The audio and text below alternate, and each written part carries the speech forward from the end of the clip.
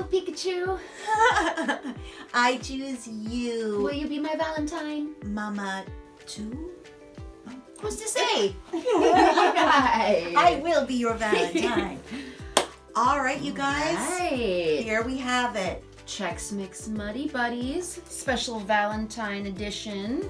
Cute. Now you guys probably know why it is Brianne and me here today.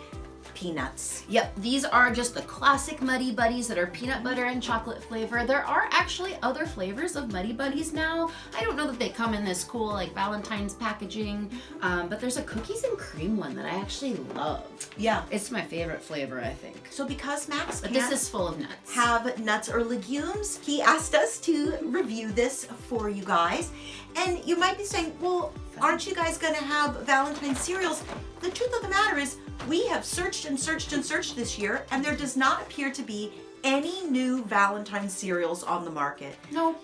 So there are actually several Valentine cereals. Like the Fruit Loops Sweethearts, yep, or the chocolate Cheerios that are shaped like hearts. Rice Krispies usually does colored ones that are Yeah. like white and red or red and pink, that sort of thing. And all of those are on Blue Forge Family. You can find those reviews there or at seriouslycereal.org. We also have a fan mail. We do. All right. So we will answer fan mail and we will give these a score because I believe our son would say these get 0 out of 5 spoons since they would make him very sick.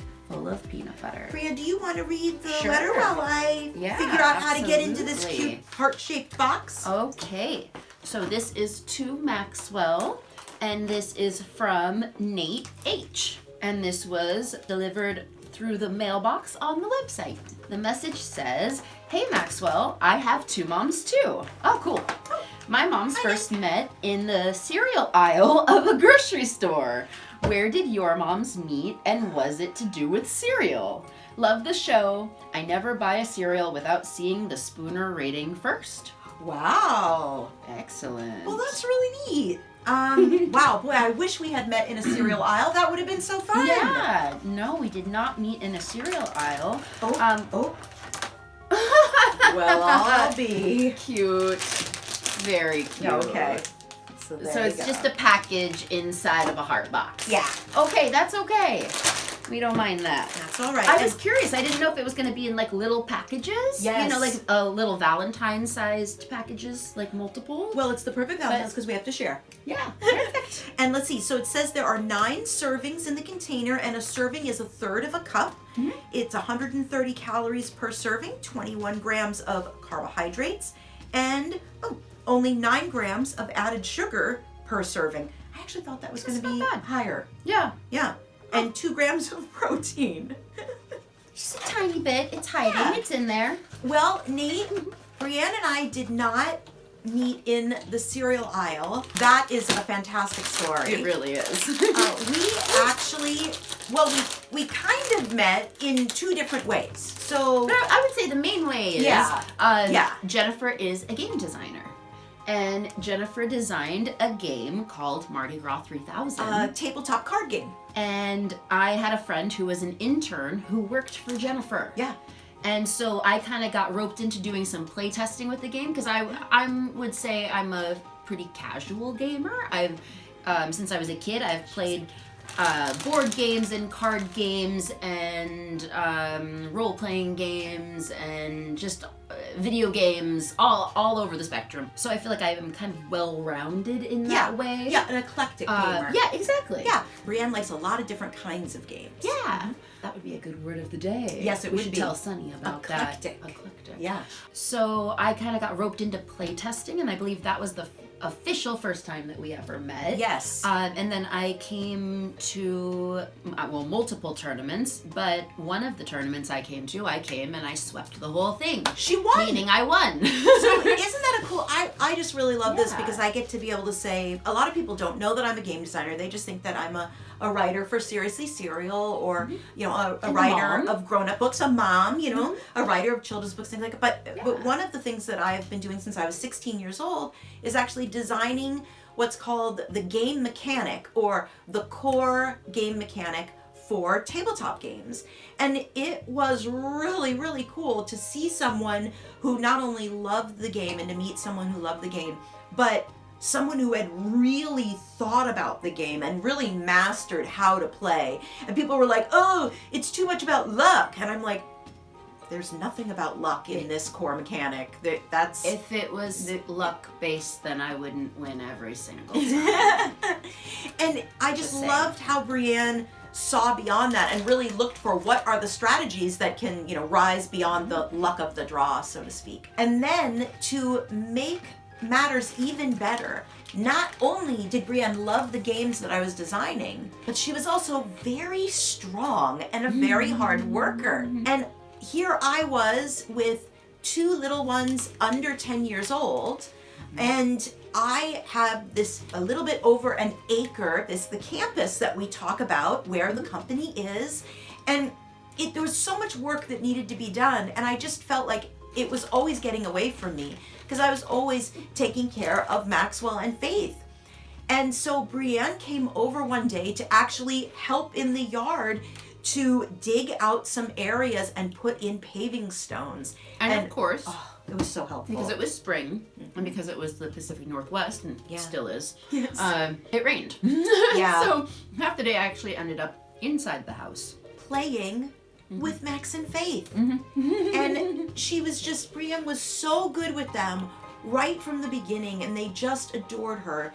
Brianne is someone who doesn't really raise her voice. She's very calm, she's pretty quiet, but in a nice way. She will sit and talk with me or Max or Faith or friends, or even artisans, authors and actors and filmmakers who come to the campus. She can talk with them for hours on end, but just naturally, she's more of a quiet person.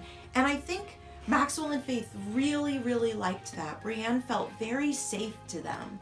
Maxwell and Faith were both homeschooled, and so they weren't used to the hustle and bustle of a public school, or people that were all this really high energy and stuff like that. And they loved to play make believe, and they loved to explore in the yard and in the woods, and Brianne just fit in right away. I think the thing that was a little different for us, Nate, I don't know about your moms, is that Brianne and I, we're not the same age. I'm about 15 years older. I'm looking at Brianne. Is that right, 15? And now that might seem like if you were 15 years old, you're probably not going to have a friend that you hang out with all the time who is 1 year old, right? But as you get older, those differences in age seem to shrink, because if you look at Brianne and I, we both just kind of look like grown-ups. I think I look older, but that's just, it's just me. So I thought, are they good? Yeah, we've had these before, right? The Muddy Buddies. But I didn't know. I said, well, Brianne and I have things in common, but then I just stopped myself and I said, how silly. We met because we have things in common. We both adore and adore and adore and adore to the moon and back, Maxwell and Faith. We both love nature and working in the yard. We both love games. And I said, well, just right there. And then, of course, we found a ton of other things that we also love to do. We both love to read. We love movies. We love science fiction. We love fantasy. We love Seriously Serial. We love animals. We love nature. We love nature. And we both believe in what's called gentle parenting. So I always feel like Max and Faith, they don't owe it to us to respect us. We have to earn their respect every day by setting a good example every day. Maxwell and Faith have never heard either of us say, do it because I told you so. And because we respect them as little human beings, well, now they're not little anymore. Now they're tall human beings. I feel like we've always had a very good parent-child relationship, and that allows us to continue to live in the same home and work at the same company. They're very dusty. Yeah, they're a little dusty, aren't they? There's powdered sugar on the outside, and which is actually kind of cool because when you eat them, they almost feel like they're melting. Yeah. And they've got a light peanut buttery, chocolatey type of a flavor, and then the crunchiness of the Chex. Yeah. But there's powdered sugar on them, which is tasty, but it is a little dusty. It's messy. Pretty much everyone's a snacker with these. I suppose you could put milk on them if you so chose to. It'd be quite the dessert cereal. Yeah, I'm imagining what the powdered sugar would taste like half dissolved in the milk, and that doesn't really appeal to me, but maybe. Probably just make the milk sweet.